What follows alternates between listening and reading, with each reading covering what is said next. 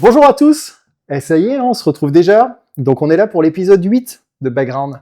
Aujourd'hui on est avec un rider que vous connaissez tous, un rider qui vient de très loin, que j'apprécie beaucoup, vous aussi.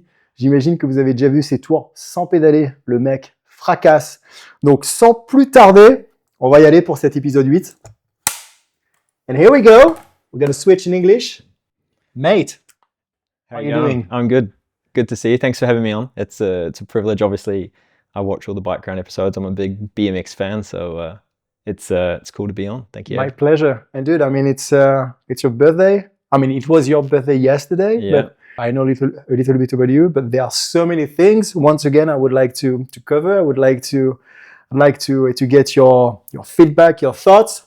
So here we go, brother. How are you doing? I'm good. I always get to the end of the season. Obviously, it's off season at the moment. Yeah. Another year in France, and every year I spend here, I kind of get to the end and do a little review in my head, and it's like, okay, another year in France is. I'm grateful for that. Looking forward to the future, and hopefully I can carry on in France for the next few years and keep going. For how long have you been in France right now? It's my 4th year. 4th year, okay. Yeah, flies by. Crazy. How old are you? I'm 31 of yesterday, yeah. 31, Yeah. Getting older, but still, seeing a guys like Joris or like Sylvain, you still have a couple of years in front of you, so I think it's great. But dude, one thing I would like, once again, I know a little bit of your, of your life. I know where you're coming from, but this is specifically, something I would like to tackle, because I'm wondering, how is this even possible for a guy like you coming from New Zealand to land in a place like Besançon? No offense. Besançon is a wonderful, beautiful city, but when you're living, a guy like me living in the south of France, it's like, you're going on the Pole Nord, as we say, so yeah, I really want to discover your story. I want to know how everything did happen the last couple of years, and how did you make the move and the switch from, moving from New Zealand to France? Tell me everything, buddy. Well, I guess it starts, I started BMX when I was 3 years old, and I guess that's the start of the story. It's I fell in love with riding my bike. Obviously, those younger years, my parents used to take me to the track. I used to play football in the winter, ride my bike in the summer. BMX was kind of just a summer sport in New Zealand, so you kind of pick up your bike for 6 months, do it for 6 months, and put it away for the next 6 months. And I kind of really found myself in BMX. Like, I could express myself through riding my bike. I think I had a little bit of natural talent when I was young, but I always struggled with the physical aspect, like the pedaling, the gates. I always struggled. So I kind of had to find a strength in my own, which was the technique side of things. And I guess we can touch on that later, but as I grew older, Facebook came out. I remember my brother, he found a video of Bastien Merle. I don't know if you remember him. He had these yellow shoes on, and Bastien. And we used to watch these videos of Bastien, and we had like the USA stuff at the time. It was like Randy, Mike Day, and then I started seeing like this French stuff, and it was like Bastien Merle. You'd see Lauren Martinez, Sylvain, Joris, and I was like, man, that's what I want to do. Like, that's kind of more me. The tracks were more gnarly. It looked like BMX racing. The US, it looked a bit flat, looked a bit horsepower, and like I said, that wasn't really my avenue. So I guess when I was like 13, 14, I kind of like discovered French BMX, and I was like, that's where I wanted to go. And I found it the other day, actually. I was looking through my Instagram in like 2014 or something. I posted a video of me doing like this technical line, and I hashtagged "wish I was French." Yeah, so, really? Yeah, so I guess it was like a bit of manifestation to always dreamed of it. That was already something for you then. It was deep down, yeah. Like, it was a dream. But when you're in New Zealand, it's kind of, it's too, I want to say it's almost too big to dream to come to France with BMX. Really? Like, it's not really, BMX is not really a professional sport. So how could you... How big was BMX back then? In New Zealand, it's kind of like we've got like maybe 1,000 to 2,000 riders in New Zealand. So it's not small, but it's not football or basketball. And I guess I just kept chipping away. I mean, I finished school. My mum said, right, got to go to university or get a job. And I was like, well, I don't really want to do either of those. I want to ride my bike. So I started coaching kids to make some money. Got a job in New Zealand just to save some money. And I used to fly over, do a World Cup, kind of didn't know what I was getting into. And I'd kind of find some positives. I'd be like, oh man, I can kind of mix and mingle with these guys a little bit. I'd fly home, train for another 10 months and then try and do it again the next year. And crazy. So basically, I mean, at home, so in New Zealand, you worked in order to get some cash, make some savings, having enough money to pay you a flight ticket, and then to spend a couple of weeks, a couple of months in France, in Europe to compete, going back home. Good, it's gnarly. I mean, it's all about, like being passionate, being motivated, and having a dream to chase. Exactly, it's crazy. My parents don't have a lot of money, so it was always like, if you want to do it, you got to work for it type thing. I used to coach kids, save the money, do some work. I worked for Drug-Free Sport New Zealand, educating people on like the anti-doping and stuff. And I used to do everything I can. My parents support me when I'm in New Zealand to try and save some extra money. And then like you said, I'd fly over, do 1 or 2 races, try and find some results or positivity from that, and then fly home and work on it. And basically in 2019, I got in touch with Pride Racing. They got in touch with me, and I think it was basically through social media.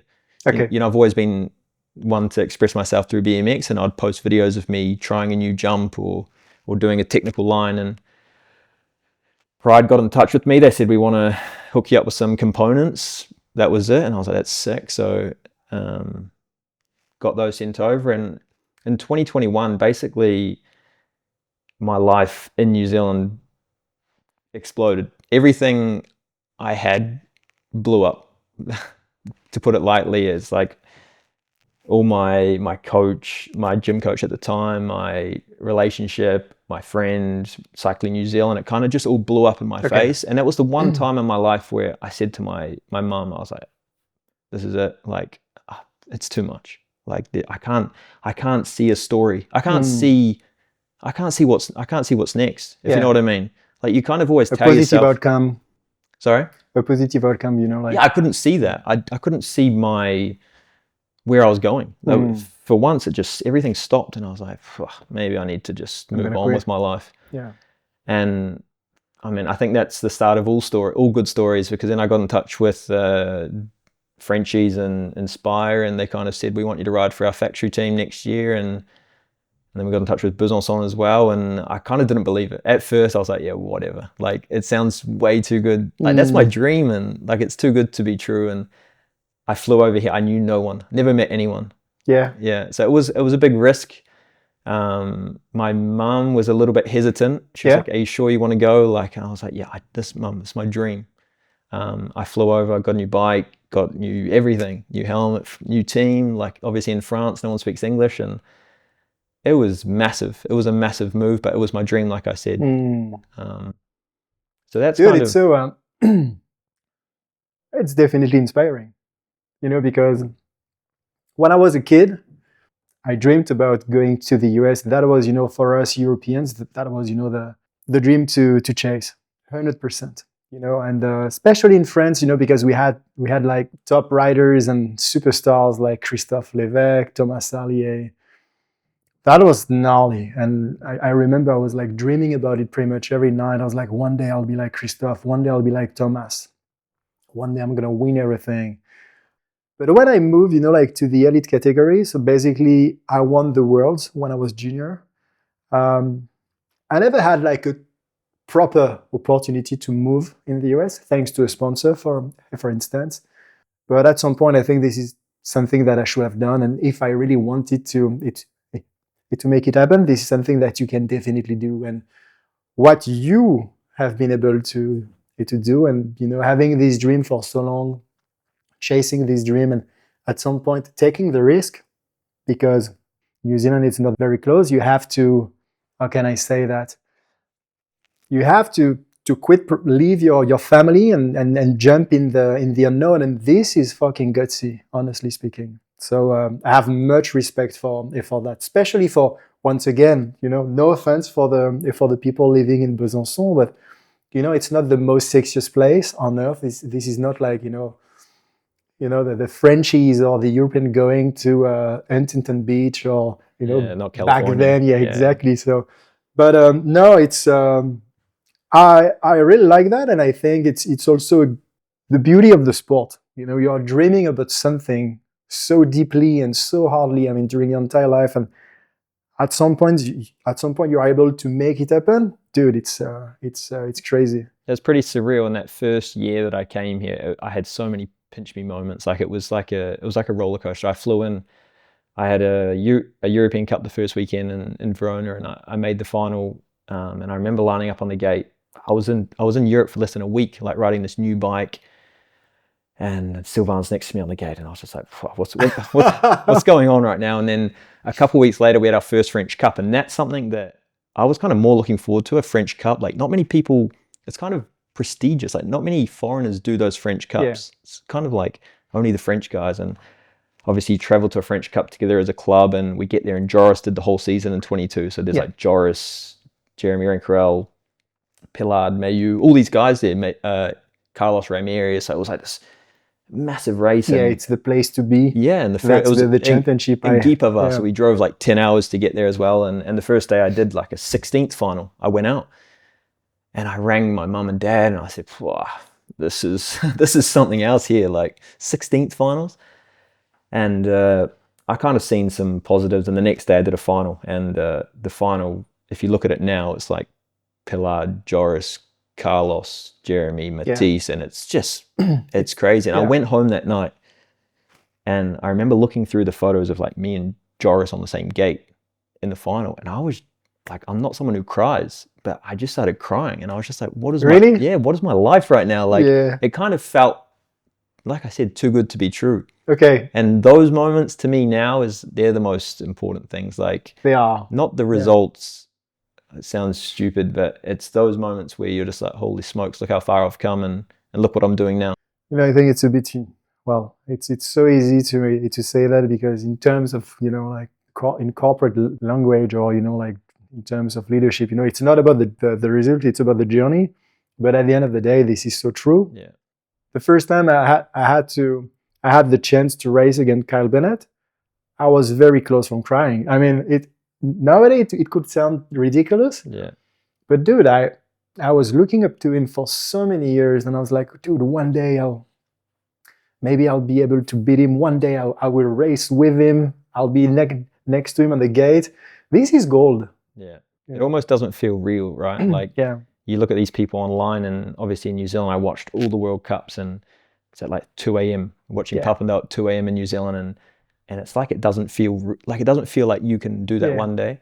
So no, to do that, and obviously come here and kind of be invested in the lifestyle and immersed in the lifestyle of the French way, it's really cool. And I'm honestly so grateful for each week. Like when I'm doing training, I'm in the club, I'm in Besançon, I'm doing training with the group, and people like Jérémy Rencurel, Mathis, Ragot, Richard. It's like, if you told me that 10 years ago, I would have just broke your arm off to have that opportunity. And now it's reality, and it's really cool.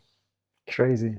Even to be here with like you, like I said, I'm a BMX fan. So back in 2012, when I seen you on TV at the Olympics, obviously it's like, now that I'm coming to do a podcast with you, it's sick. It sounds corny, but it's, these are the moments that I think is really special to me. Inspyre Bicycles is the story of two BMX racing enthusiasts, Marc Lecossois and Dorian Riou. Two riders who grew up on the track until one idea became obvious, creating the brand they had always dreamed of riding, true to the core values of BMX. Born on the track, Inspyre now offers a complete range. Neo and Evo complete bikes, Concorde V3 frame kits, and the Era CF, their first carbon frame. Bikes are designed to perform, and products are developed with top riders, tested, refined, and pushed to the smallest details.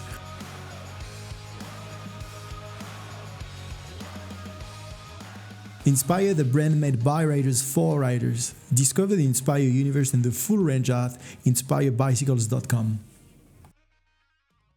You're more than welcome, and you definitely have a spot in this podcast, for sure. Mate, going back to New Zealand, because there were a couple of, like rock stars as well from New Zealand. Mark Wheelers, who else? Kurt Pickard at some point also had some good, like some good races and good results. A guy like Wheelers, are you in touch with him? No, I think he's a little bit. Well, obviously he moved to America, Yeah. So I mean, he wasn't in New Zealand when he was kind of in his prime, but he's someone that we all looked up to in New Zealand and like you follow closely. Whenever I've seen Willers, like at the World Cups, I think my first few World Cups were his last few. So whenever I would see him, I would try to talk to him, but it was kind of like I was a fan of him. So I wasn't friends with him, and now he's kind of obviously he's not stayed in the sport. Yeah. I've got so much respect for Willers. To do it from New Zealand. Obviously, I know what that is. Yeah. He moved to America, so it's kind of similar to what I'm doing. But he was at the top of the sport. He almost won the Worlds in Copenhagen. Yeah, he for sure. Won the AVA title and won some World Cups. I think Willers is a real legend. 777. Yeah, 777. But no, I'm not in contact with Mark. But yeah, we've produced obviously a lot of good riders over the years. From a small country, we produce a lot of good riders, and not only BMX, we're quite strong in all sports. I think that's part of our culture in New Zealand. And you told us earlier that you were in football. Was it like soccer or like? Yeah, I used to play soccer, like football, when I was young. How big is it in New Zealand? It's not obviously rugby. Rugby's quite big. But no, I was always scared to play rugby. It's too physical for me. But yeah, I just loved soccer when I was young. Still do.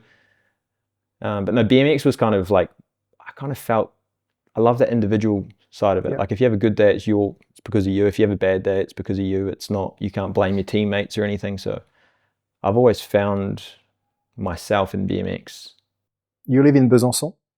You are part of the Club de Division Nationale, okay, so which is something that we can compare to semi-professional kind of structure in which, you are like highly supportive from a budget perspective, because I would assume that you have pretty much the whole season paid, so it's a huge support. But then you can also benefit from the structure itself, so you have access to the track, you have a coach over there, you also have riding mates like Jérémy Rencurel, etc. I would like to know a little bit more, about your day-to-day. Day-to-day, yeah. I mean, what a opportunity that is. Like when I came here, I think it was the start. I wasn't the first, but it was the start of Besançon becoming what it is now as a DN. Yeah. There's so much work being done over the last however many years to get it where it is now, but I kind of got to see the fruits of it. I kind of came in at the right time. So obviously we've got a really good track there. We've got good training partners. And I'm fortunate enough to kind of have a free rein right now. Like I can pick and choose when I'm riding, who I'm riding with. But Besançon have got such a good system there where they've got the college kids coming in at 13, 14, I think. Yeah. And then we've got like the pole and the performance group, and we've got a lot of groups there with a lot of good riders. And then obviously like at the top, we've got Jérémy, Mathis, Evan Oliveira just left as well. So we've got a lot of really good riders coming out of our club. Day to day, it's just, it's the normal, it's the gym, sprints, track. Nothing too Eat, special. Sleep, repeat. Yeah, exactly. All day, every day. Yeah, we've got a few good facilities there, like for recovery. We've got the cryotherapy chambers, hyperbaric chambers.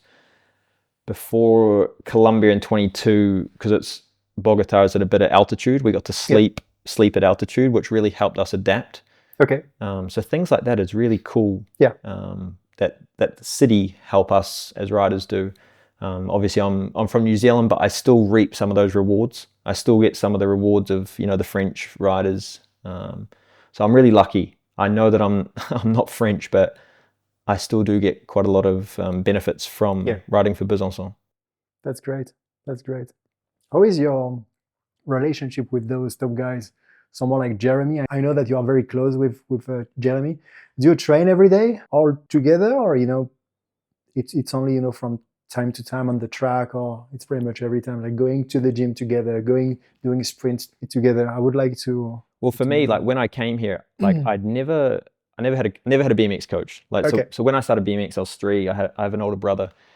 He raced BMX. I think that's perfect. Like you can just learn off him. He kind of learns to do a double manual, and then you just copy him. So it was perfect for me. He's only 1.5 years older than me. Okay. So that was perfect. I think that's better than any coach can do. It's kind of like you just follow your older brother. And then going through my teenage years, there wasn't really a coach in New Zealand at the time. Like, so I don't know if I would have had a coach anyway, but it was just kind of my dad. He's got a good eye. He's never raced BMX, but he's got a good eye for it. Okay. And my brother was there, so I kind of just followed him. And then when I came to France, like I'd never gone to a track and been like, okay, I'm going to do half laps today, or I'm going to do 10 gate. I'd never done that in my life. Really? Yeah, I kind of just been, just crossing my fingers and just going to the track and having fun.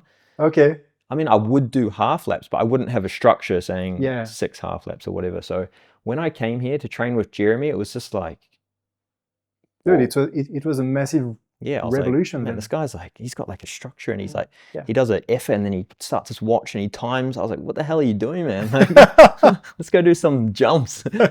So for me, it's such a privilege to train with Jérémy. And I put a lot of thanks to him for that first year, because I mean, I made my first World Cup final, French Cup final, Euro Cup final. Like I just did so much things I thought I could never do. And one was because of training with him, but more the confidence he gave me. Like when you train with someone like Jérémy, it doesn't get worse than that on the weekend, if you know what I mean. Like he's so fast. Obviously, he's one of the fastest in the world. So I was like, okay, if I can train with him every day, when I line up on the weekend, it's like no one can beat me more than he can.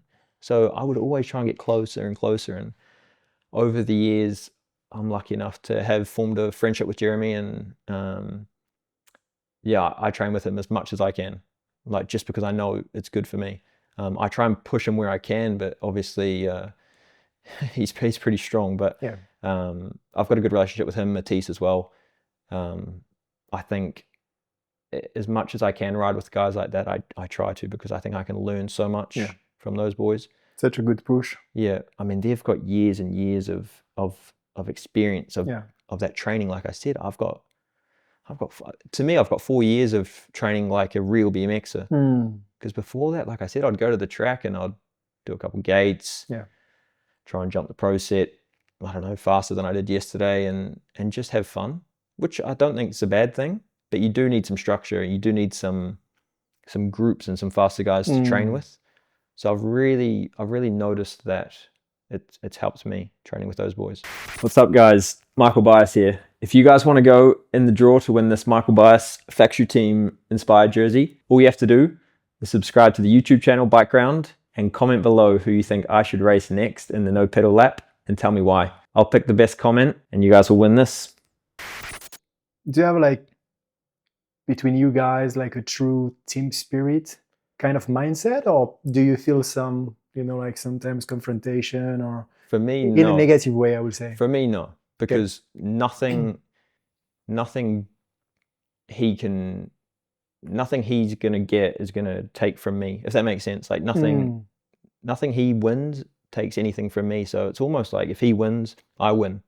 If I win, I think he might feel like I don't know how he feels, but the first year I was here, he won his first World Cup, and I've never felt that much pride for someone else, which was weird. Like I was 27. Yeah. And when I seen him win his World Cup, I was like, man, I know how much that's going to mean to him, because I'd talked to him for obviously the 6 months I'd met him, and he'd been through so many injuries and whatever. And we've got a good relationship, and I think we feed off each other. That's from my perspective anyway. I'm not French, so if he gets on the French team, it doesn't affect my spot. If he's going for the Olympics, it doesn't affect me. So I've got a real good relationship with him, and like I said, if he wins, I feel like I win as well. So I think as a group, having those kind of healthy relationship is so important. And that's typically what the French have got, right? Like you nowadays, I would say so, because during my era, that was not the case. We had I would say a good relationship with, with guys like Thomas Hamon, Pedro, some older guys like, who else? Jérémy Chaffot at some point, etc. But still, in Aix-en-Provence, we were in in a French center. There always been a kind of a, it was not so obvious, but a bit of, like toxicity in terms of relationship. And this is something I would say in the long run that is not good at all. Looking at the French team now, this is something, even from the outside, you're like, dude, they are so, like so linked. So they seem at least to be the friendship and then the support that they could get from each other is seems very fruitful in terms of growing and exactly for sure. I remember 2019 they went 1-2-3 in Manchester. It was Joris, Sylvain and Jérémy, and they jumped up and they were hugging each other, and I was like, man, you just got beat. Like, you didn't win, but you're still so happy for him who won. And for me, that was an eye-opener. I was like, okay, well, that's why they're so strong. Like, maybe they don't train, maybe Jérémy and Sylvain and Joris don't train together every day, but I think they know that they're going to make each other like reach new levels, and I think that's everyone can learn from that, right? Yeah, exactly. And I'm wondering also, because when I discuss, with pretty much all of them, with Sylvain, with Joris, with Romain, they are all also focusing on mental prep, which was not truly the case, like 10 years, 15 years ago. We had some, like glimpse of kind of preparation on that side, but nowadays it's truly part of their training. I'm wondering, if it's not helping as well, like having too much? Not at all, but like being completely having this kind of peace of mind, focusing on your own, trying to benefit from your teammates, but in a very in a very good way, being convinced that as soon as you're like confronting yourself in a I use the term toxicity earlier on, this is definitely not helping you being productive or being... I think it's all about how you channel that. Exactly. Like, I mean, obviously if you get second you can be happy for him, but naturally we're an individual sport. Like, your ego, you want to win, right? So it's about how you channel it. You can be happy for him, but next time you can get on the gate and you want to try and beat him. And I think that's what the French do so well. I'm not sure if Joris and Sylvain are best mates, but they respect each other, and each time they go out they want to try and beat each other, right? And I think that's what kind of keeps that French connection going on stronger and stronger. And I don't know if it's just me, but it's pretty obvious that France is the place to be, right? Yeah. Like, they're absolutely killing the scene. It's not even, to me, it's not even close who's the best country. You just got to go to French Cup, and there's like 90 dudes. You can get like a 1/8 final, and you look across, it's like, oh my God, like if I don't turn up here, I can go out. Yeah. And there's not many places in the world right now that have 1/8 finals that are stacked. So I think, in terms of pure level, it's almost as difficult to make a main in the French Cup versus like a European round, or even sometimes in a World Cup. Yeah, honestly, I think that's something else that gave me confidence. Like, the first year I made a French Cup final, I showed up to a World Cup, and you see all the other guys doing finals at a World Cup that were in that final with you at a French Cup. It's like, wow, I must be able to do that as well. And again, it's just like a snowball effect. It's just a new guy comes in the French Cup, he does a final, and then he goes to a World Cup, he does a final, and it's just, for me, the system in France is really good. That's kind of why it's been a dream to come here, and more of a privilege to stay here for 4 years and race those French Cups every year. They're still probably my favorite race of the year. Traveling with a club, you do get treated very well. We get treated very well as a club in Besançon. We get really nice hotels. We get looked after on the weekend. Like, we get treated, like, for me, like a king. And that helps you race good. For sure. Sleeping in a nice hotel with nice breakfast, someone's putting your bike in the car or whatever, and you sit in a nice tent. All those things help you perform on the weekend. Exactly. It's all about, those kind of details. Yeah, especially, I mean, my first World Cups, my Cycling New Zealand would never let me sit with them. I used to sit they used to put like the race sheet up on the wall. I used to sit underneath that with my bag and my bike, and then everyone used to come check their motos, and I'm just sitting down there like, oh yeah. So I've had both ends of the spectrum. I grew up and I had no help at a race, and now I'm I'm in the best club in France. getting treated the best I think you can. So I appreciate it more, I think. Talking about, like the NZ Federation, do they help you? Is there like any national team? I would say so. I would think so. There's no like the French team. There's no team like that in New Zealand, but there's people that get help. Okay. I've never had any help from the federation for various reasons. I think when I was young, even though you made a couple of World Cup finals. Yeah, it's been a constant struggle. Okay. And political stuff.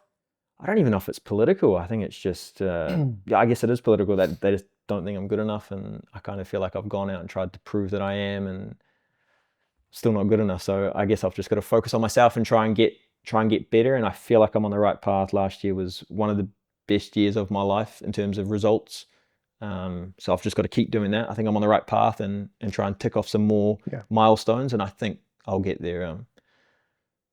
But for me, it's been cool to come here and focus on me. When I was in New Zealand, you kind of get consumed. It's like, man, why won't they support me? Like, why won't they let me train in that gym? Or why won't they help me go to that World Cup when they're helping him and her and whatever? So it was cool for me to come here and kind of do my own thing, like just focus on me. It's like, okay, well, the French Inspyre, they're going to pay for me to go to that race.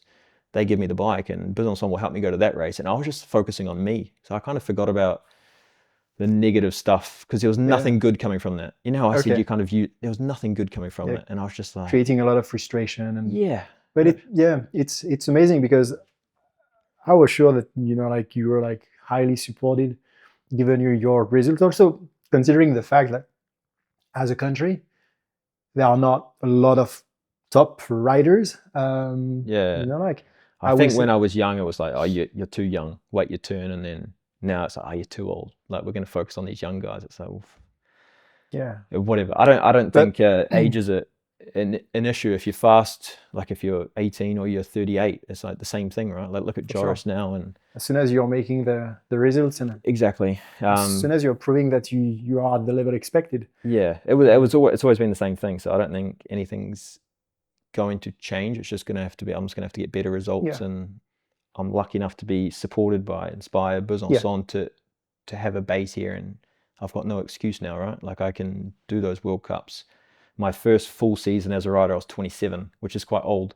Well, Dude, you'd quit by then.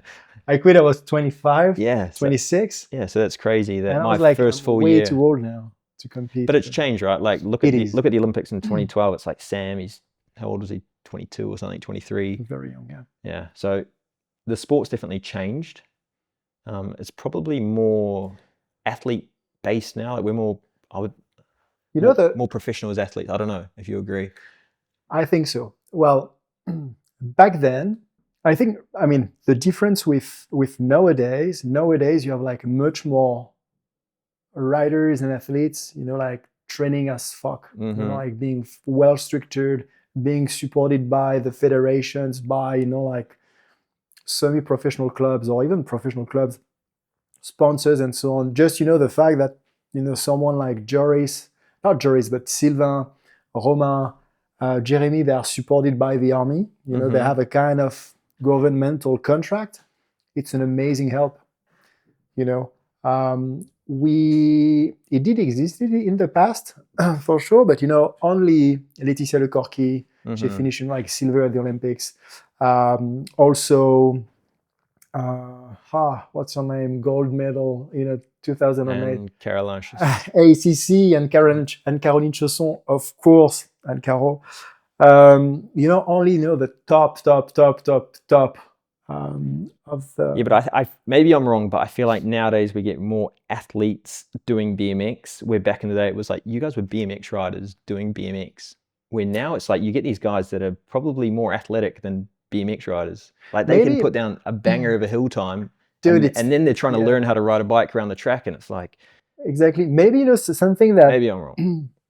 I'm having this discussion with Pablo Gutierrez, because there is a bit of nostalgia behind. But the thing is, when I was younger, when I was a kid, before, like willing to win, I was like, I want to jump. Yeah. I want to be stylish.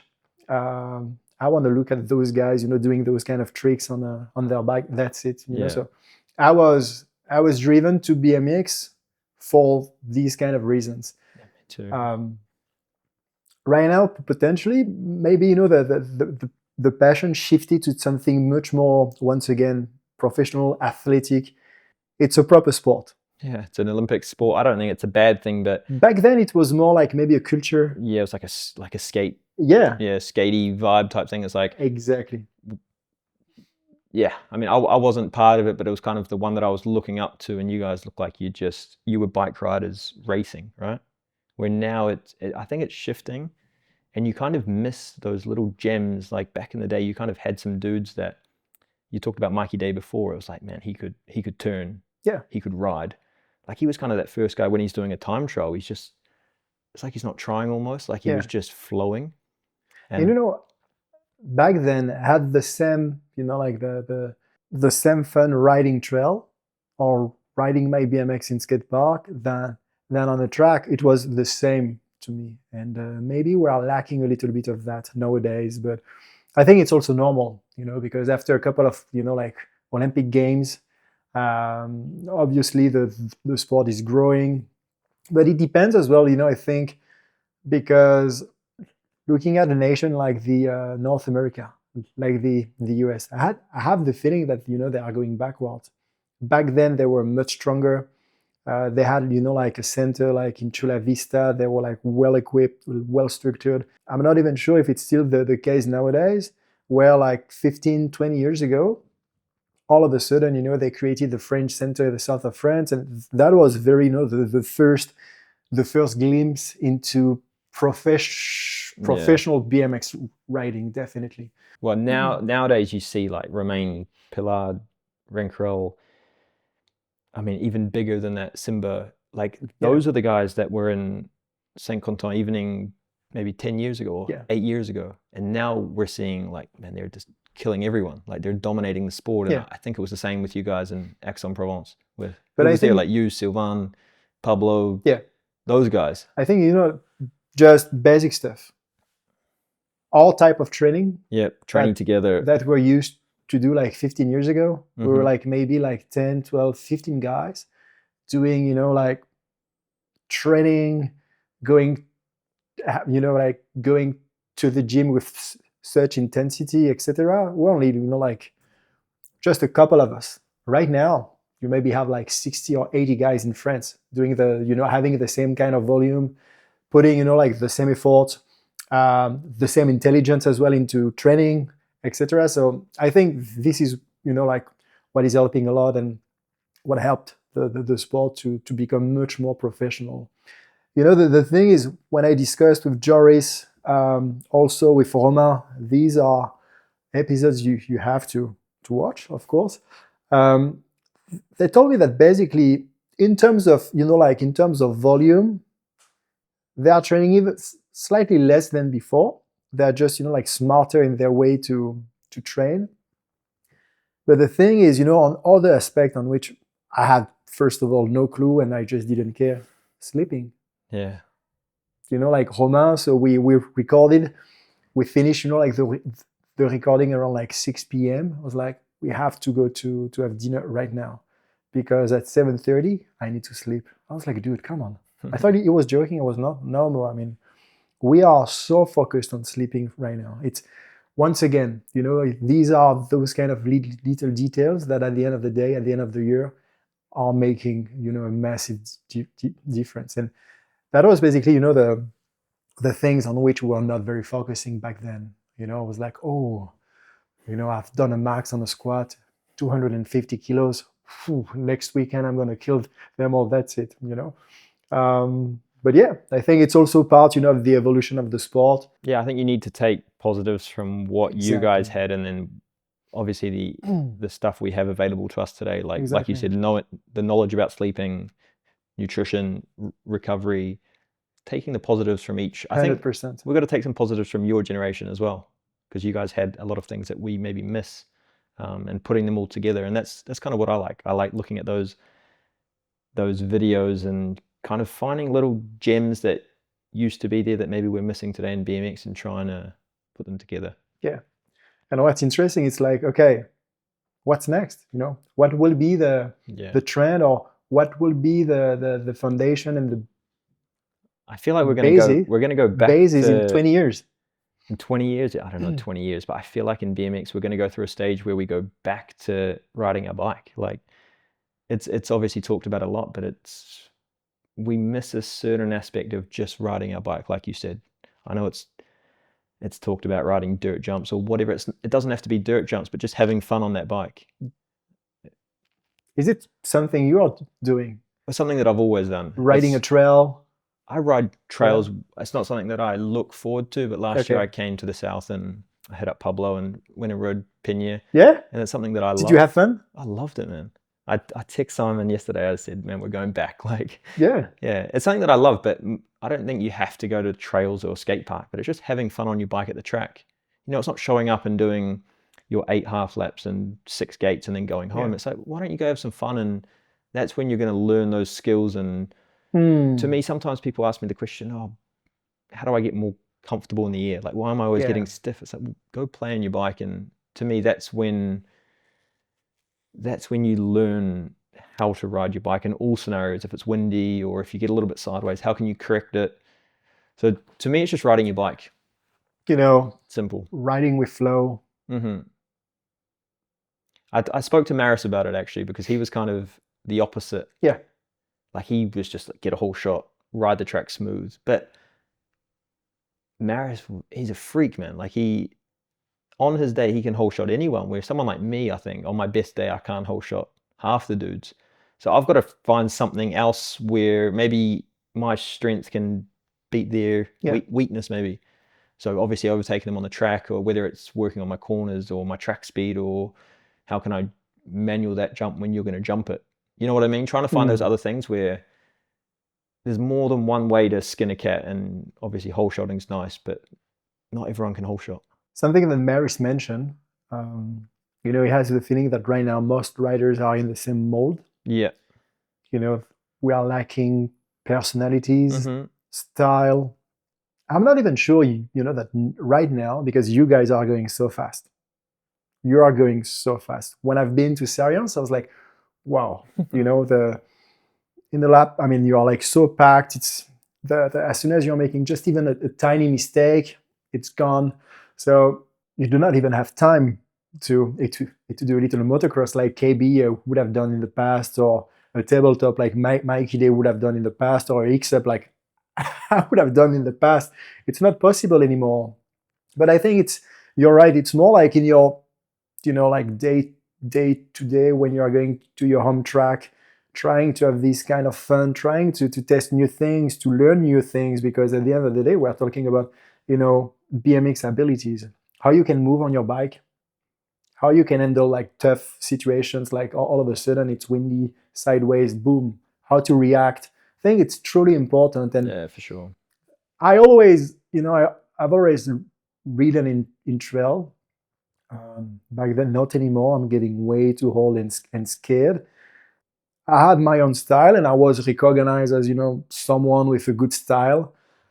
But it was not because I was forcing. It was just because I spent so many hours, you know, on the trail, and I was also, when I was, you know, in my younger days, more technical than powerful, and then all of a sudden it switched, you know, making way too much squat.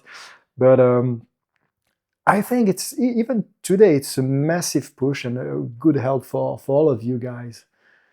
Potentially will not make you faster on the track, definitely not, but just, you know, having like a better... More comfortable, yeah. Exactly. That's kind of like, I mean, I think that's what started all those years ago. I started doing just pump laps after pump laps after pump laps at home on my track, and I would kind of pick a triple at the end of the track that with pedaling was a big triple, and then I would be like, man, maybe I could do that without pedaling at all. See if I can create some speed, not only on the rhythm section, but also with the corner. Yeah.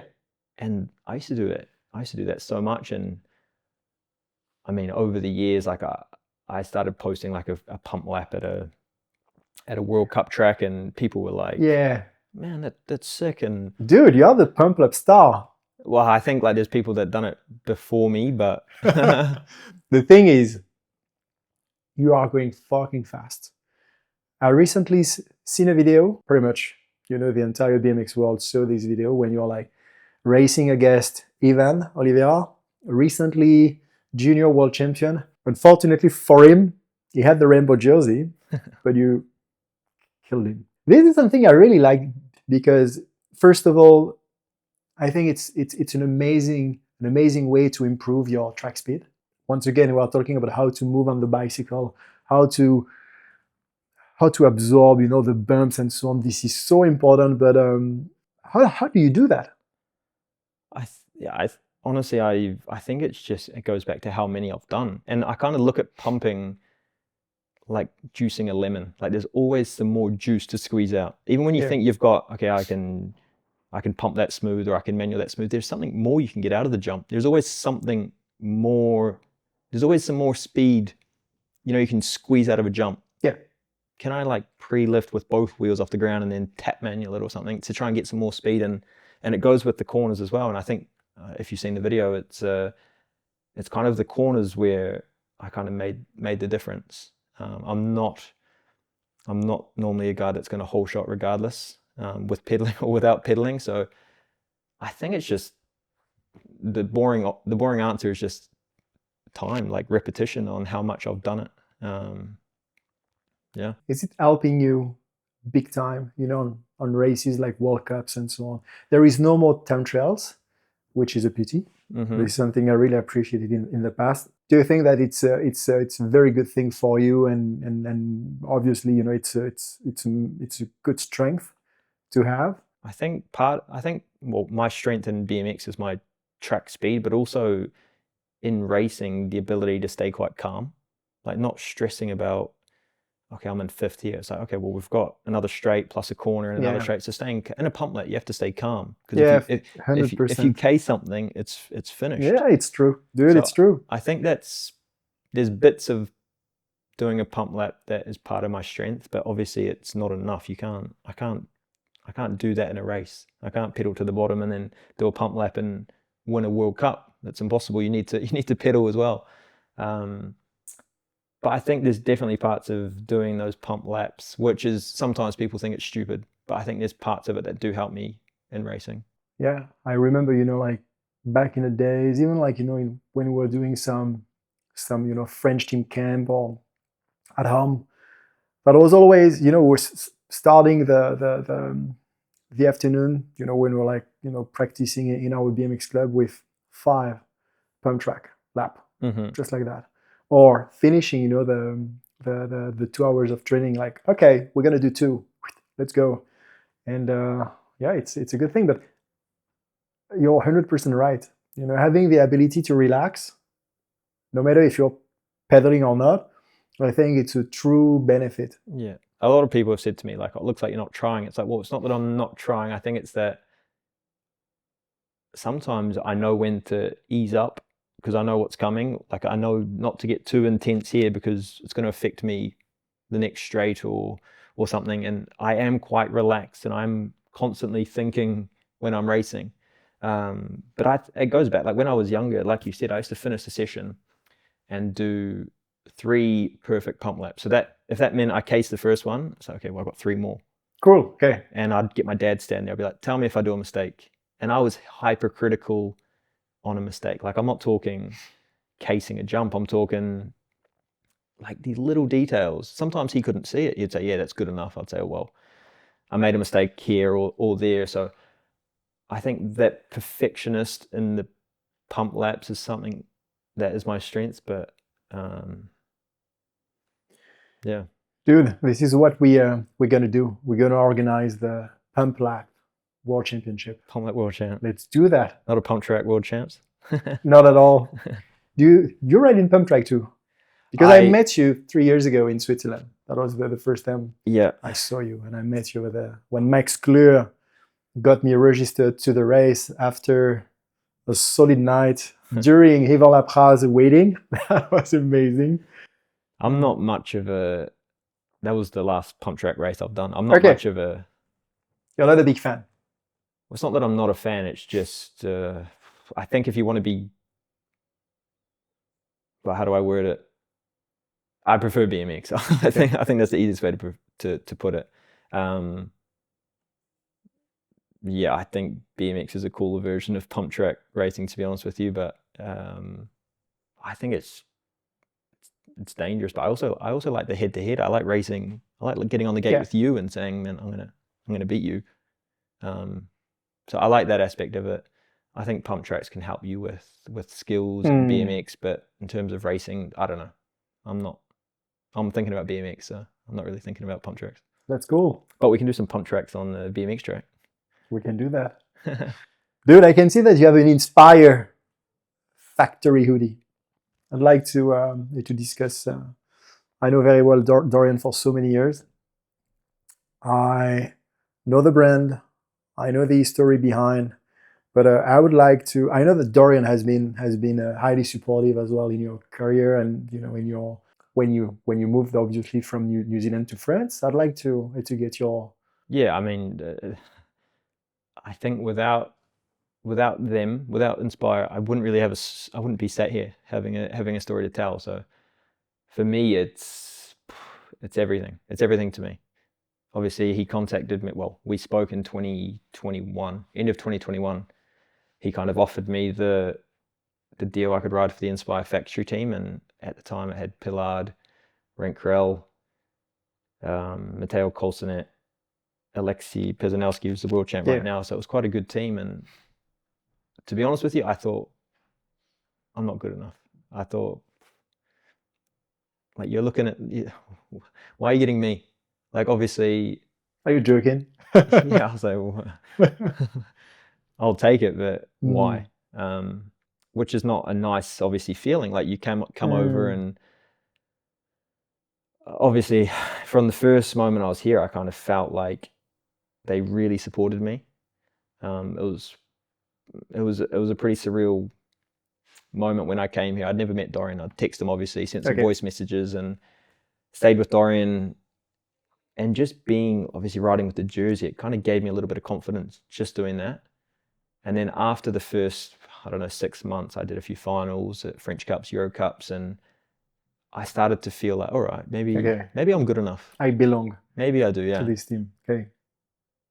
But I still, to this day, I still feel like I owe them something. Like, I feel like I need to win something to repay them. And they've been massive to me, honestly massive. And when I've been struggling with my visa or something, they're always the first ones to kind of reach out and help me out with that. So it's more than a brand. Obviously, I've ridden other bikes in my life, and I don't know about with you, but I've never kind of had a connection with the brand. Like, oh yeah, I like that bike or whatever. But with these guys, it's like I've got a connection with Inspyre. If we feel something as riders that we want on a new bike, or they'll do it. They'll talk to us, and we'll try and get it to happen. And it's a matter of trust. Yeah, it's crazy though. I never thought that I could feeling the support have that. Yeah. From the brand you're riding with, you're riding for, is huge. It's massive, yeah. It is. It's honestly, it's bigger than I could ever imagine. Like, I didn't know that existed until I had it.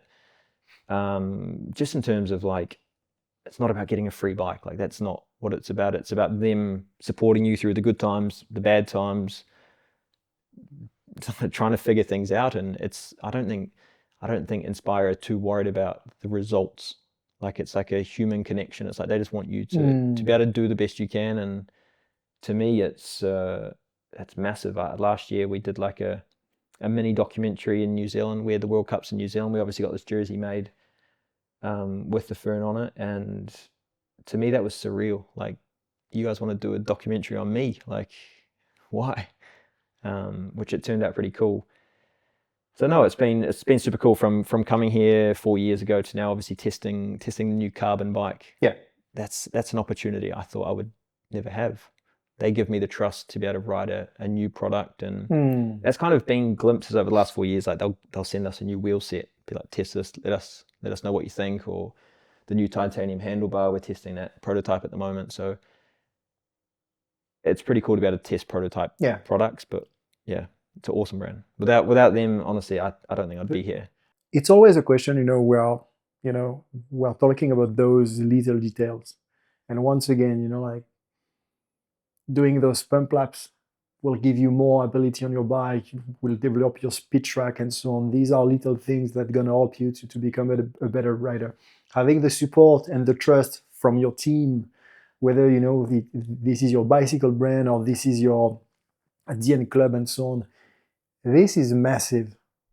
I remember one day someone told me, we don't believe in you anymore, so we're gonna, even though it was potentially relevant in a way for them to say that, but I was destroyed, and I was young and I was not like putting it wasn't something important for me. I was a bit cocky and I was like, oh, I don't need them, I don't care, I can live on my own, there is no problem at all, which is completely wrong. You need to be supported, no matter if it's your family, your friends, your club, your brand, etc. So hearing that a brand like Inspyre and having the support from Dorian is, I think that's the way to go, and it's so important in a BMX / athletic career anyway. No matter which sport you are doing or so. Good on you, mate. That's a good thing. Yeah, I'm very fortunate to have those guys, and there's so many firsts for me, like obviously so late in my career. Like I said, my first season was when I was 27. Following what Jérémy did, it was kind of just winging it, really. Mate, it's crazy. Yeah. It's crazy. Do you feel a little bit, like frustrated in a way? You're like, oh, potentially, I started a little bit too late. Like being focused on my training, being supporting on that side, structuring my way of approaching, this professional sport. Is it something right now you're like, you have kind of a regret or not really? I wouldn't say I have a regret. I've sometimes thought, like, because I feel like I've progressed quite a lot since being in France, and I've thought, man, what if I came when I was 20? But I don't regret it because it wasn't a possibility. I'm more grateful for what I have than what I could have, or in a different world. So, and I think I would never regret, because when I was 22 and I was training, in my head I was doing everything I could. I was sleeping, I was eating, I was doing sprints, I was doing gym, I was going to the track, I was riding my bike, I was doing those pump laps. So I don't regret anything. And if I came to France when I was 20, maybe I would have been molded in a different way, and maybe I would have just blended into the normal, possibly, 50th French guy, and that's hard. So no, I don't regret anything, and I think the way I've done it, because it is quite unique, the way that I've kind of got to where I am is quite unique in a world full of federation funded riders or rich mums and dads. I've kind of done it my own way, and that's kind of created what I am today. So I don't regret it at all. But you're right, I've definitely thought, man, what if I started doing more structured training earlier on? But you can't change that, so for sure, definitely no regrets. Exactly. How do you approach bike testing, accessories testing? I was so weak on that side. Even nowadays, when I'm surfing and I bought a road bike, I'm riding also in mountain bike, I have no feeling at all. I just like I jump on the thing and I just go. That's it. So I think I would have been like a very poor kind of tester. Formula One, in Formula One, those guys, that just in terms of vocab, how they're able to express those little feelings, those little things, dude, I'm amazed. So I would like you to describe exactly. You were talking about testing new wheels, etc. How do you approach that? Well, it depends on obviously what part of the bike you're talking about, but I've always had a really hypersensitive feel for my bike. Like if my dad, when I was 10 or something, if he changed something that's like minuscule, took a spacer out of the headset, maybe a tiny one, I would get on my bike and I'd like start having a tantrum, be like, man, what'd you change? Like, put it back. He'd say, I changed nothing. And I wouldn't be able to tell you what it was, but I'd be able to tell you that it's okay, different. So I think I've always had quite a good feeling for my bike, for what it is, and I think that helps with testing. But with the guys at Inspyre, it's always like they'll send us stuff, they'll tell us kind of what they've done to improve this item, whether it's the bars, obviously. Each year we've kind of gone for a new bike, upgraded the bikes each year, and it's kind of just gone to the track and just putting it through its paces, you know, just kind of doing gates. Maybe I'd do a gate on this bike, then jump back on the other bike, see what the difference is. Okay. I'm not much of a numbers guy. Like, I don't really like basing my feeling off numbers. Like, okay. If it's faster on the gate by 0.01, it's, to me, that's not the most important thing. So I'm kind of just a feeling guy. And I mean, when I jumped on the new bike on the carb, and it was like just super reactive. Like when I'd do a pickup manual, it was like, it would happen quicker, you know, it was more reactive. So that's kind of how I work. I'm more of a feeling guy, but then maybe someone else is more of a numbers person. Like they like to do a gate and see that progression on a number. But for me, it's always just working closely with the guys at Inspyre on how I feel. Is there any specific process you have to go through? So with the bike, yeah, we went through quite a strict process. I went down to the factory and we took the bike out. It must have been a long session. I can't remember how long it was, but we kind of took it through its paces. We had a strict protocol to follow that day, which we were jumping back and forth, you know, from the aluminium bike to the aluminium carbon throughout the day. So we had a protocol with the guys at Inspyre that we followed. But for some of the parts, they just send it to us and we test it and we tell them what we feel. Okay. But for the new bike, we did, which I think will be in the mini documentary. I think we've documented some of that. So, how do you report those kind of feelings to Dorian, who is the head of product at Inspyre? Is there, I mean, just like through phone calls, or is there like anything? We're sending messages almost every day, to be honest. Which helps. We've done a few testing days or camps. We'll go somewhere. We'll test for 2 or 3 days. New products. We'll go back and forth, like I said. But most of it is just we talk most days. Send voice messages. Call each other. Video call if you have to. But the cool thing is we've got a few boys on the factory team in Besançon. So we've got Jérémy, Mathis, the other Mathis. So we've got a few guys to kind of talk to as well. Be like, how do you feel with the new cranks or whatever? So it's quite a good system we've got going on. I don't know if for Dorian, I don't know how he kind of takes all the information in, because maybe he's giving an opinion that I'm not giving or whatever. But in the end, he kind of does everything for us. Like, he makes us happy first, and then I think the customer will be happy if we're happy. So yeah, it's a good system we've got going on. Exactly. I think it's very interesting because Dorian has a very good, like manufacturing perception of those products, and having you guys riding with it, being like constantly in touch to share your feedback and your own feelings.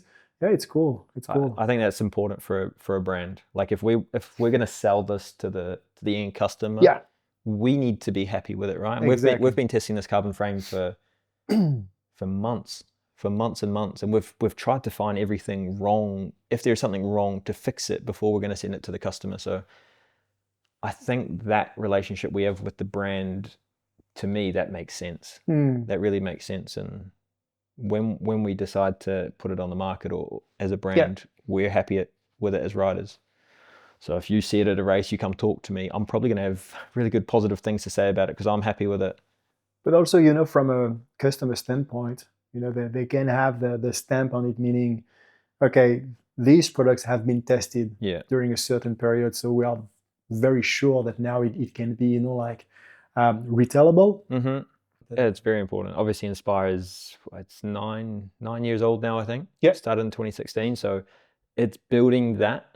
Obviously, you can't build a reputation in a year. You can't build No, it takes time. Yeah, it takes time. So I think right now, I don't know what the outside perception is of the Inspyre factory team, but Inspyre as a brand, to me, it does everything correctly. We've got firstly a good bike. We've got good guys behind the scenes working everything. A good team. A good team that helps, right? Having good riders, that helps. And like you said, like having that reputation and looking at those riders older than you, seeing them on the team, that's what's going to create that next kid to dream on that, to have that dream to be on that team. And I think in France, like, it's massive. We're talking also about identity, you know, like branding and so on. Yeah. You know, like something that looks cool, something that is cool. Yeah, and to me, Inspyre do a pretty good job at ticking all the boxes. So for me, I don't want to change. Great, buddy. Tell me a little bit more about your plan this season. I know that in a couple of weeks, you'll go back to New Zealand for a couple of weeks, a couple of months. You're going to spend the summer over there. What's your plan? Well, yeah, at the end of the season, I just want to go home. Obviously, there's lots of positives about living in France, but one of the negatives is I don't get to see my family. So go home, see my family, train, do my winter prep in summer, and enjoy a bit of off season, and then come into next season hungry. Obviously, last year was a huge year. This year I kind of had a few injuries, broke my leg, had a car accident, which kind of put a dent in those, you know, being healthy is so important. Obviously, you build that consistency with training. And was that a big crash? Car crash? Yeah. Wasn't huge. Everyone was all right, thankfully, but just hurt my neck, my back, put me out for a few weeks, and I broke my leg. So just a few things like that. They just put a spanner in the works, and they kind of put a halt to your season. Like when I think of this season, I'm just like, well, I had a broken leg. I kind of just, in my head, I kind of wipe everything out because of that. So next year, I just want to kind of build back that consistency. I kind of know a few metrics I can hit now to put me where I want to be. Obviously, last year I felt like I was in a good place. Yeah. So I just want to try and get back there, and come back to France next year and do it all again. When do you come back? March? We've got Oceania Championships in Brisbane on the World Champs track end of Feb. So I will probably do that and then come straight back into February. Okay. I think the French Cup start in March, so the plan will be back end of Feb. We've got like the DN presentation for Besançon start of March, and then the season kicks off. So next year we've got a big World Cup season. China, America, Surrey, Papendal. So they're the big ones. Obviously, the ones that we try and do well at. The World Champs are in Brisbane, which is close to home. In New Zealand. So it's another big year, but just try and tackle it as it comes. Okay.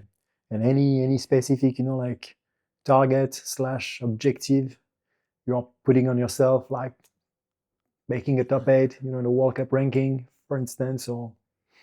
I really want to do well at the World Champs. It's in Australia. Almost home. Almost home. I think there'll be a lot of Kiwis there. Last year we had a World Cup in Brisbane, and before the World Cup I was like, it's in Australia. Like it's not New Zealand. But when I was there, I was like, man, this is sick. Like this is basically home. I know so many Australians from when I was younger. So I think the World's next year in Brisbane, but before I think that far ahead, I've just got to focus on me. I've got to qualify first. I've got to do those French Cups, and I'm not too result focused, to be honest with you. I'm not going to sit here and say I want to do top 8 or this. I just want to. I'm just loving training at the moment. So I just want to get back to where I know I should be, and then just start racing. I'm a racer at heart. So have you ever won the French Cup? I won the French Cup overall last year. Crazy. Yeah. Are you the very first non-French rider to? I don't know. Someone told me Riccardi won. He was French, but rode for Italy. Come on, it's French. It's French. So I don't know. I don't know the history. You have to dig up the details, but that's something I'm gonna check, because obviously we had some guys, non-French / foreigners, riding from time to time, you know, the French Cups, or being part of DN club, of course, but. I'm not sure someone, honestly, I don't know the history too well. I know Jordi van der Heijden, the Dutch boy, he did some, he rode for a French club. That's true, Jordi. I don't know if he won. Maybe he won the overall, but I don't think so. Regardless, I was first Kiwi to do it. So yeah, that's cool, dude. I mean, it's a good milestone. That was wicked. It was especially very cool. especially for you, like dreaming that one day potentially you'll be in France competing with those guys. Yeah, I actually when you said that, it gives me goosebumps because last year was, like I said, it was the best year of my life, and in some senses it was the biggest catastrophe. Obviously, I didn't go to the Olympics. Yeah. It was so hard, but the year started off in Besançon, which is my home track now. I did my first French Cup podium, and then the year just went on. I won my first French Cup in Compiègne, and then after that I was kind of injured for every French Cup, but I just showed up for the DN. We wanted to win the overall as a club. As a club, yeah. Firstly, and as the points started going on towards the last French Cup, we were in a good chance to win with another club, and then I was in a good chance to win the individual. I actually missed my brother's wedding to do the French Cup. Yeah. Okay. I sent him a message. I said, man, like, I'm kind of in a rough situation right now. I can win. It wasn't really about me. It was about the club. Yeah. We had a lot of riders injured, and yeah, thankfully I did win because I missed his wedding. But no, that's something. You should have postponed the wedding. The wedding. Yeah. Come on. Yeah. But no, it's something that I'll take pride in. I do take pride in, is winning a French Cup overall. It's big. Yeah. Dude, it's big. Obviously, there's no Joris and Sylvain, but who cares? There's a lot of other guys. Who cares? Yeah, it's a title. Yeah. And in terms, like, in terms of pure competitive aspect, the level is there. Oh, the level's huge. But for me, I'm super proud to say that. Good on you. That's wicked. Next time, European Cup. Yeah, well, I think right now, I think winning the French Cup Series would probably be harder than winning the European Cup Series. Obviously, France it's the best right now. But no, obviously, before I do call it that, I've got so many more things in my head I want to tick, like just objectives, So tell me about the Olympics. In the future or past? It was just, I think everyone's got their own opinion, and when you're in the mix of it, when you're getting told no, you feel like you're wrong, done by. But I did 2 World Cup finals in the process, like in the what do you call it, the window. Yeah. No other Kiwis did a World Cup final, so I kind of felt like I had the upper hand, and I just got told no, which, not to say I deserved it more than Rico or Rico deserved it more than me. It's just I felt like I deserved it. So basically it was between yourself and Rico Bierman. Mm-hmm. That's right? Okay. So yeah, we qualified a spot, and obviously everyone wants to go, right? Yeah. It's the Olympics. I sent him a text. I said, man, like, I've got nothing against you. I want good luck for you at the Olympics, but obviously I wanted to go because I went through the appeal process, and I just said, like, I just wanted to know why. Like, how did you come to the decision to choose him over me? And so I went through that process, and he obviously got notified, and I just texted him. I said, man. Was there like, like a clear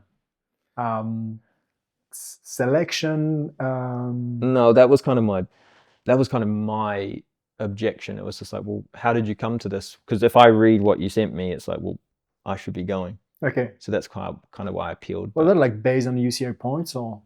It had a few different things. The main thing was World Cup finals, top 6 at a World Cup final, and the World Champs final. So I did 2 World Cup finals, and I was just like, well, I feel like that's good enough. And they said, well, 2's not enough. And I said, well, okay. So in all transparency, yeah, but check the list. I felt like I did, but I guess he felt like he did as well, which is that's life, right? But every rider wants to go. I think for me, like, who took the decision? Federation or the head coach? No, we don't really have a head coach. It was the federation. Okay. But we don't, in BMX, like, I grew up, like, the Olympics came in 2008. I kind of grew up looking at the world champs and stuff that was the pinnacle, right? So the Olympics comes in, you'd be lying if you said you didn't want to go to the Olympics, because that's the new pinnacle of the sport. But I've kind of, over the last 4 years, found, like, man, this is sick. Like, what I'm doing, living in France, racing, that's cool. It's already cool. Yeah, I want to go to the Olympics, and obviously that's the objective for the next one.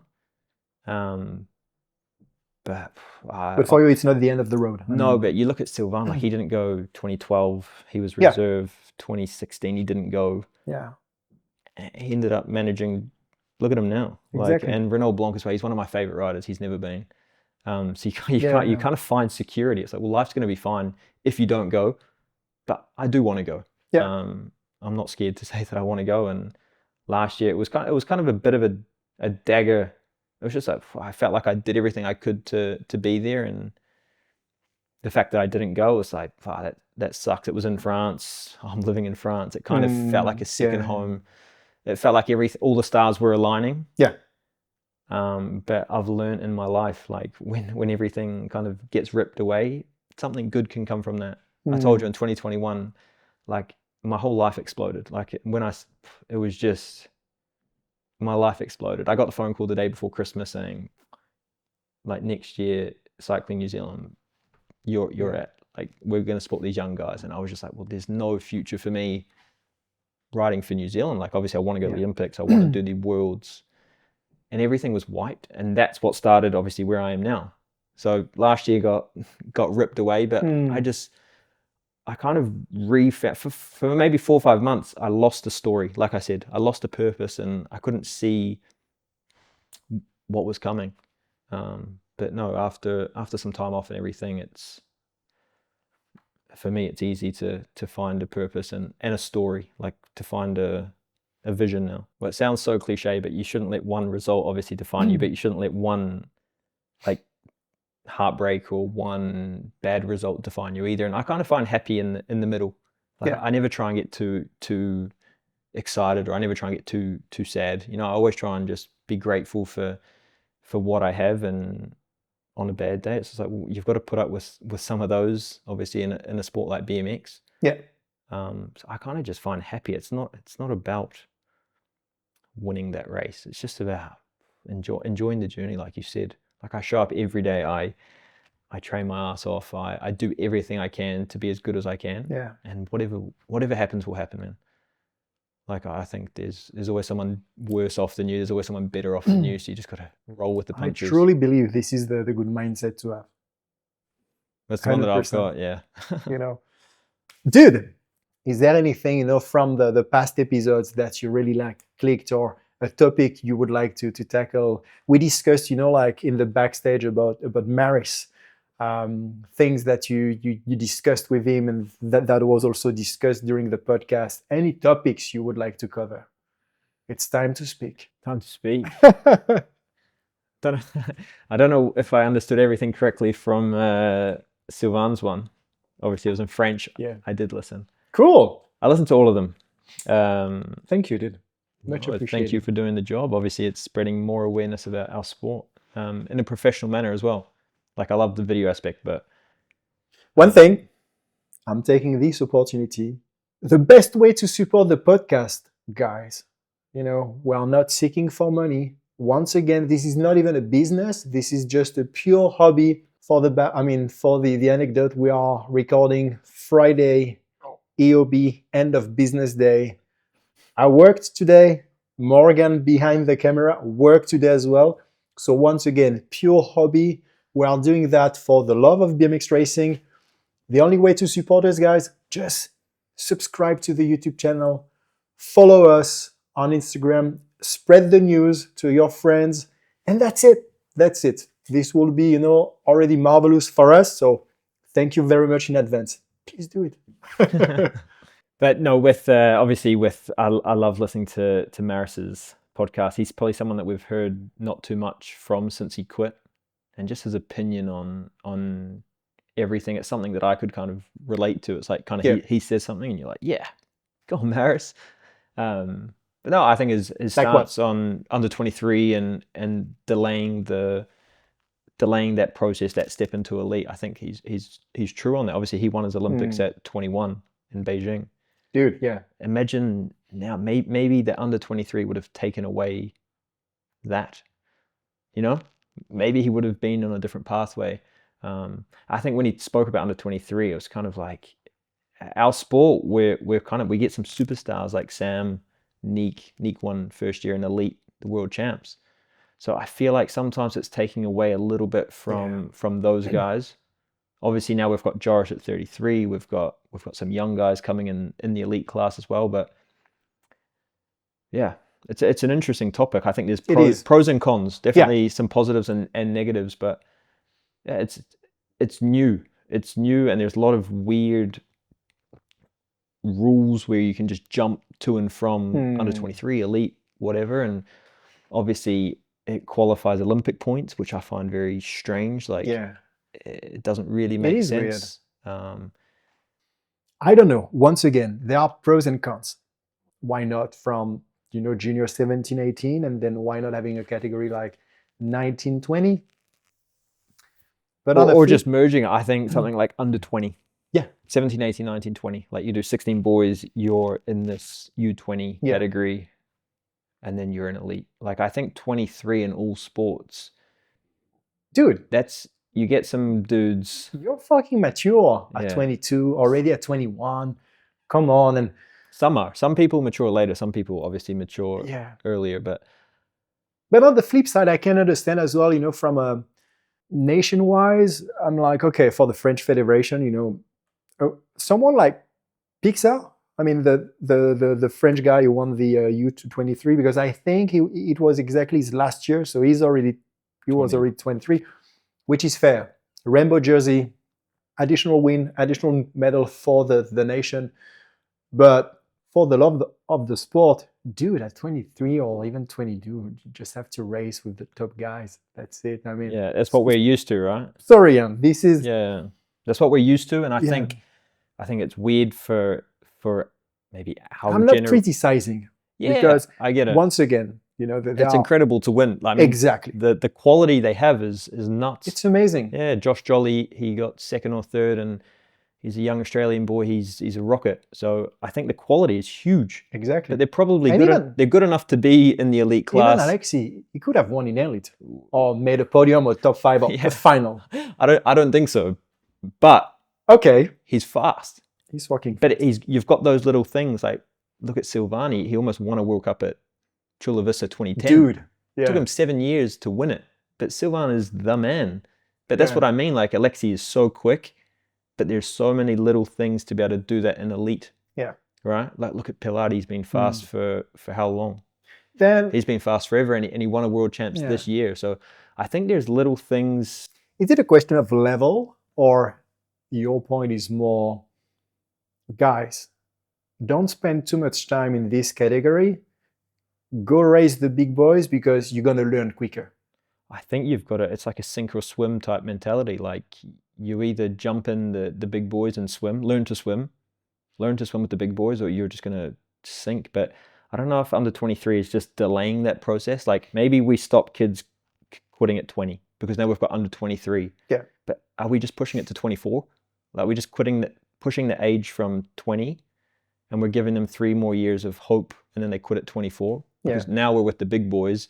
Don't you think that... I don't know. I don't know what the statistic is on... This specific category also participated to the fact that now guys like, you are 31, Sylvain is still killing it at 33, help the sport, to expand, the age. Well, I think it's come, in a way. Obviously, the first year we had it officially was 2021 or 2022. 2021 was still affected by COVID, so 2022 was the first official year we had at World Cups. All the world champs. Yeah, so I think it's too early to say that. Joris was already how old? 31 in 2022 or whatever. 30. So, yeah. 30. So I don't think it's existed long enough to have that effect. I think it's too new, and I think it's too new to even say that it's good or it's bad. It's too fresh. We can have an opinion, we can say it's good or it's bad, but it's almost, and it's always good to have a personal opinion as well. Yeah, for sure. But it's you look at other sports like downhill, for example. Like I love downhill, and they do junior and then elite. And I mean, some of the boys went from junior and then they started winning their first year in elite. Yeah. Jackson Goldstone and... Crazy. Yeah. So I think... fucking stylish too. Yeah, I think we take away that from our sport. And it's hard for a BMX rider at 18 to say, actually, I don't want my federation's funding. If your federation is saying, we'll support you next year if you go under 23, to say, actually, I don't want that. I'm going to try and beat the big boys. That's hard. Who's got the money? Where's the money coming from to say, I don't need your money? Do you know the context behind why the... Well, I think it makes sense on paper for a federation. Like, we'll pay you, Moana, do 2 years in under 23, win a jersey. That looks good for us, right? Mm. And then come an elite later. And hopefully you kind of follow that trajectory. I think that's the context, and it makes sense on paper. You're kind of putting your eggs in there. Do you think it was more a question to have basically additional riders than, you know, additional people participating to those kind of entry races fee and numbers, entry fee? potentially? I mean, the one thing I think is good is like the live stream. I heard you say to Maris, you get confused with what's what, but the live stream, it's continuous now. Like, we've always got girls under 23, men under 23, men elite, women elite, and then it kind of rotates through that. Where if you just had men elite, women elite, you're going to have a pause somewhere, right? Yeah. They need to recover. And so I think that's one positive. I met Kevin, you know, he was the head of UCI. Now he's head of Olympic sport for the UCI. He refused. To do a podcast? Yeah. Which is fair, you know. I respect that as well. But these were the kind of questions I wanted to ask. You know, what was the context behind? What was the reflection? Maybe you need to get Sylvain on or Laura Smolders, their athlete commission, and they'll probably have those answers for you. I'm just a writer with an opinion, but it's everyone says, would have you done it? Like, would have I done under 23? I'd like to say no. Like, I'd love to get Laura on the pod. My dream was to race, but a lot of people say, would you do it? And I would like to think back then, I would have said no. Like, my dream was to always race the best. Like, my dream was to race like those guys that I looked up to when I was young. Yeah. And under 23 is almost delaying that process. Maybe by the time I move to elite, those guys have quit or whatever. Who knows what happened? Yeah. So I don't know. I wasn't very good as a first year elite. Like, I struggled. So maybe it would have been smart to have an under 23. But for me, I'm not the biggest fan of it. But how pumped were you to race those guys? Yeah. Yeah. I mean, my first or second World Cup, I had Manchester, my motos, which were 1/8 finals. I had Joris, Sylvain, Renaud Blanc, and man, I was like in heaven, and I did like 3, 4, 4, and I qualified through. Like, no way. Yeah, I got quartered. Yeah. I went out of my quarters, but for me, that was like, living the dream. Yeah, that was it. I didn't have to do being in the middle of those rock stars. Yeah, I think that would have topped an under 23 final. Okay. I don't know. I'm talking nonsense, but the fact that I could race, mix and mingle with those guys who are my heroes, it was that was amazing. Cool. We're talking about Maris, and when he mentioned the fact that back then, because Ivo Lacoux already, you know, like finished second at the Worlds in 2001 in Reveal, but then, you know, the rest of the pack followed. So all of a sudden in 2006, top 3, European Cup, European Championship, 1, 2, 3 Latvian guys. You know, they were killing it. And it's crazy to think about the fact that back then there were no more than 150 riders in the whole country. Dude, that's nuts. Yeah. That is, you know, this is crazy. And I think it's also, you know, it's a bit the same with you, because you are a nation that has also the capacity from time to time to bring some big top riders. As you are, we discussed about, you know, Mark Wheelers, Kurt Pickard. I'm obviously, you know, like we've had a few junior world champions over the years as well, and Sarah Walker was an elite world champion. Sarah Walker, of course, Sarah, Olympic medalist. So we've always produced some riders. It's just the depth that we lack. Like, we've always got some really good riders, but it's just, you know, in countries like France, you've got semi-finals, quarterfinals, 1/8 finals, where we miss that. In smaller countries, we miss that, but it's also the distance. Like, it's so expensive for us to fly over and do these races. But how did you mingle with Aussies? I mean, have you been there from time to time to compete? I mean, that was the first step. Like when I was 13 or 14, that was the first step. You fly over to Aussie, and it's not cheap. It's not close. It's 3-4 hour flight. So it's not like you next door.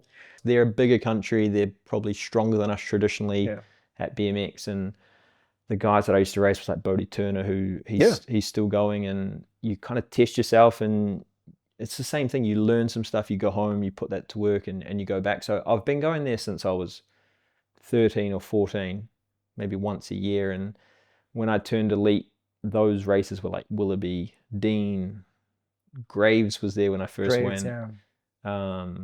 So that was Kirkham. There was some big names over there, and you could kind of see a glimpse of what it's like in Europe at the time, or America. So that's kind of like my first exposure to elite BMX. You know, we had a race at my home track, actually, a UCI race. We had Safiso, we had Kamikaze, Tiger Robinson. I don't know if you know these guys, but that's kind of my first exposure to elite BMX and what it was like. Bringing back so many memories. Yeah, I'm gonna cut that because I'm thinking about Kamikaze, dude. Wow. You know what? When I crashed, the video is on YouTube. I crashed, very hard in Madrid, 2008. 2008, yeah. Yeah, that was in 2009, 2008, 2008. Yeah, I was, that was during practice. With the box jump. Not this year. No, not this year. It was like big second straight, but no box jump. Okay. Not yet. I was next to Kamikaze, and I told him on the game, "I'm gonna pull you." You told him? I told him, yeah, dude. I destroyed myself on the first jump, and I remember to this day. I crashed. I was on the back. I got 7 ribs broken. Wow. Massive, punctured lung. I spent 10 days at the hospital over there. Had also, like a concussion. But 2 months later, I was already on the bike. But I was lying on the floor. I was almost dying. And I opened the eyes, and I saw, that was KB on the side of the line. And so he looked at me like that, and he saw I was dying. He did like that, and he walked away. And I was like, "Oh no!" he thinks I'm shit. That was ridiculous. But yeah, I was in a very bad condition, and I remember I was focusing on the fact that KB walked away. I was like, dude, how were you in that transition from winning junior as a second-year junior in Brazil? How were you transitioning into elite? Like, did you walk in like, man, I'm the new big dog in town? Like, yeah, you did? Yeah. I was very confident, but at the same time, I haven't clicked, with Supercross track back then. I was very technical, but I was scared of those tracks. So I never be truly competitive on those kind of tracks. I was so scared, which is a pain in the ass, honestly speaking. The few times, when I was able to, back then we had those temp trails, I've made 2 or 3 times a podium.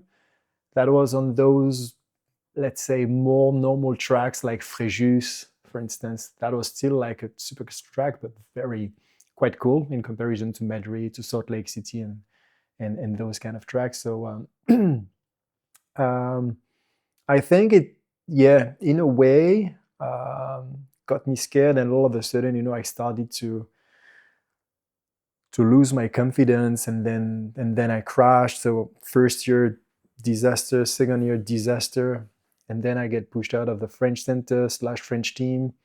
So in my head, I was not as focused, and I was not as dominant. When I was younger, I was pretty much cocky, and I was like, dude, I'm the best. I'm the fucking best, and I will prove everyone that I'm the fucking best. And I think it's very important to think like that. To think like that? Yeah, it is. I think obviously, I think that's something you can't teach, and I think that's something that's priceless. But it's well, for me anyway, it's about being like, it's hard to, I think realistic is maybe the wrong word, because that can kill dreams, being realistic. But it's also about putting into perspective, like knowing your strengths. Like, because in BMX we've got so many bad days, And how can you tell yourself on a bad day that you're the best? How can you then realign your story that you just got smoked, but you were telling yourself yesterday that you're going to smoke everyone? So in our sport, because we've got so many good days, bad days, it's about being able to tell yourself, like, we go again. And maybe that's what I mean by realistic, is not setting the bar there every weekend. But you're right. I think it's so important to have that mentality that you're better than everyone. It's something that I probably struggled with when I was younger as well. It's like that belief. Coming from New Zealand, like, we seen Willers do it, but he was living in America. Like, we didn't see it with our eyes. So it was like, how can I believe that I'm the best if I've never seen anyone from my country, like, with my own eyes, go and do that? Yeah. So belief was something I struggled with, which I've learnt. It's like, I've got to believe in my strengths.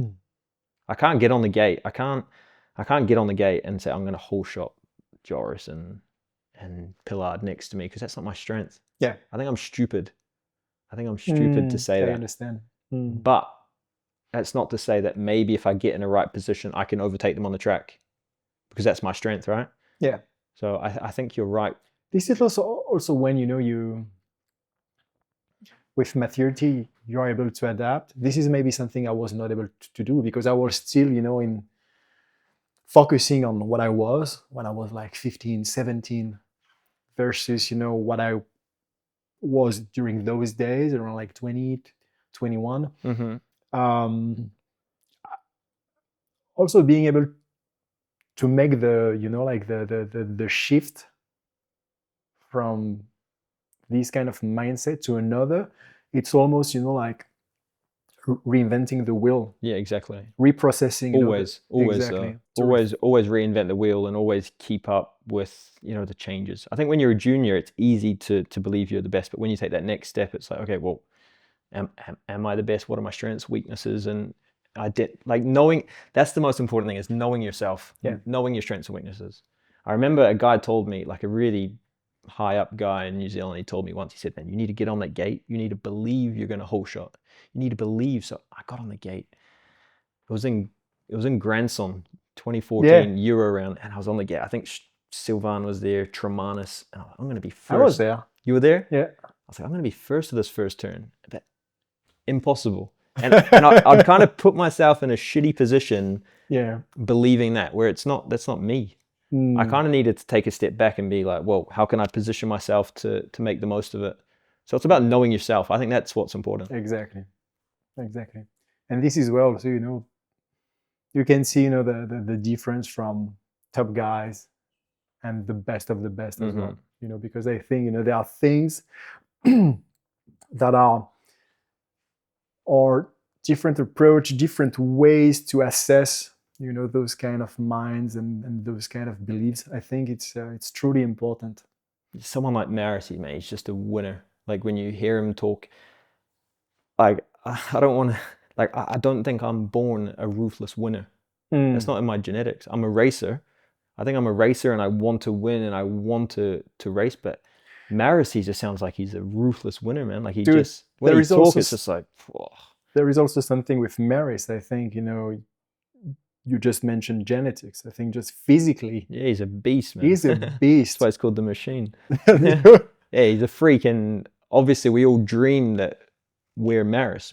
You need to know yourself. You need to look in the mirror. That's what he says, actually. He talks about looking in the mirror. And I think that's something that I'm quite good at. It's just being realistic with myself. Like, in terms of lane choice, in terms of tactics, I'll look on the gate. I'll be like, okay, that's his strength is the gate. He's going to cut me off. So why would I put myself in a position where I don't want to be? Like, I'm not stupid. You know what I mean? Yeah. So it's about knowing yourself, like Mary said, looking in the mirror, knowing your strengths, knowing your weaknesses. But at times you do need to be a little bit deluded with some things. Yeah. But that's so important, and that's why our sport's so beautiful. Like, lane choice, everything, it's so important. And also, he mentioned about, he provided 3 advices: believe in yourself, hard work always pays off. And the last one, and this is something very important, because when I'm reflecting on my own path within this BMX journey is surrounding yourself with the right people, and you don't need to have thousands of friends. Just like some close ones that will be there anyway, no matter what. This is truly important, even in life. I mean, those kind of values are. I think one of the things that I've found as well is like in a sport like ours, where my pathway has been a bit different, is like I've never had a coach. I think sometimes I see people relying too much on their coach and taking the responsibility off themselves. Like at the end of the day, it's you who gets on the gate, and it's you who has to do that. So some people rely too much on someone else, because at the end of the day, it's me who chooses my lane. I don't want to listen too much to someone else to do those big decisions for me. So I think surrounding yourself, believe in yourself, they're amazing, but it's honestly being true to yourself and believing in yourself, like Mara said, is important. I think we're molded these days. We're molded all into a big sheep that just follow each other. Yeah. You've got fastest lap time. What do? You choose lane 1 because that's what we're told to do, right? I'm the best. I'm going to win. Yeah. We're always told to do, we're taught to do the same things all the time. And I think that kills a little bit of personality, like Mara said. And that's what I enjoy. That's what I enjoy, doing something different. That's why I was talking to some of the boys like, man, if I pedal to the bottom of the hill and you do a full lap, I'll beat you.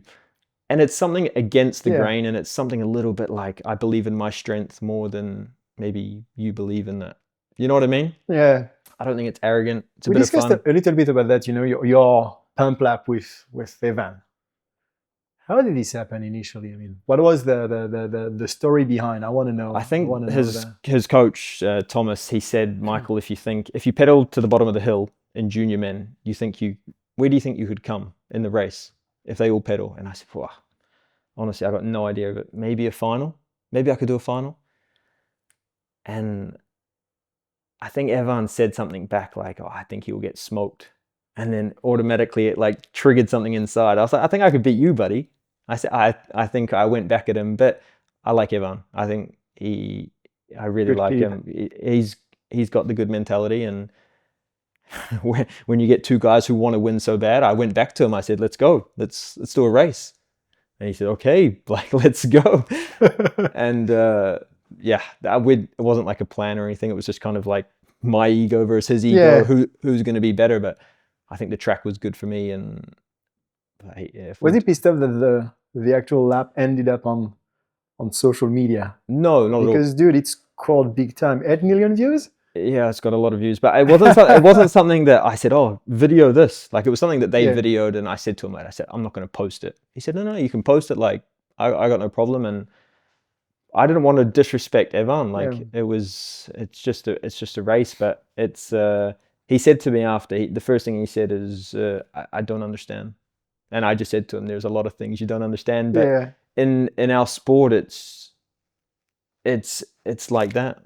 Like, you can't understand everything. And I remember, actually, you said about before, I said, Willers, when I was 11, he said, okay, you do a full lap to me, I'll do a pump lap. And he smoked me. And I was like, how's that possible? He didn't pedal. Yeah. Maybe that was some of the inspiration from when I was young as well. But no, it's something that kind of caught on social media, like you said. And I did it again last week at my track with some of the boys. But yeah, I'm happy to keep it going. And if I lose, know what? I'm convinced that you're going to inspire a lot of young riders that are going to try to copy you and doing the same, during those training days, etc. But it's a cool challenge. It is. It's nothing but respect. Like I said to the guys. And once again, you have to challenge yourself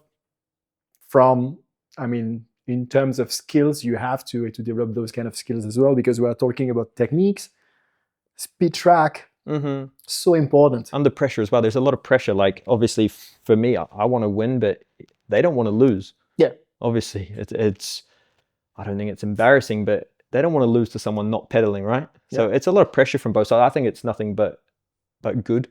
So no, I might make it a series. Like, you should do a few tracks and try and beat some good people. Could be great. I'll follow it anyway. Okay. I'll have a lot of fun. maybe I spoke to Maris about it. Maybe he was quite keen to give me a challenge. Yeah? Yeah. So maybe I can get Maris to do it. That's great. On a 5 meter. Amazing. I don't want to send marathon at 8 meter. Not anymore. Not anymore. It's getting old. It's getting old. No, but it's just a bit of fun. It's I think that's what social media is about, right? It's about having fun and Exactly. and about expressing yourself and doing stuff like that. So it's quite a cool little niche thing that I found, and a lot of people seem to like it. So It is. I'd like to give a shout out. It is to cool. the shout out It to is the cool. hubs. That's what makes me roll fast. Yeah, that's good. I think it's I think The bike. the bike helps in a way, but dude, it's all about. That was kind of the first thing that was the first It's all about yourself at the end of the day. first few weeks I was riding that bike, and when I videoed it, I sent it to Dorian. I said, "This is a cool video I did today. Like, do you think I can post it? Because you can see a bit the frame, Yeah. and the frame it was still a bit secretive at the time." He said, "Yeah, go on. Like, looks good, so Cool. post it." My friend, Thank you very much, man. it was a solid discussion. It was. I really appreciate it, and I think it's truly inspiring, your path, you know, and having, you know, the capacity to chase your dream, to make those dreams a reality. It's amazing. I was not able to do so. You know, my dream as a kid was, you know, to go to California like Christophe and Thomas Allier. No, I didn't do it. I was too scared to do so. You did it. I mean, it's amazing, dude. I wish you obviously all the best for your season. But first of all, take some rest at home. Spend a good summer season.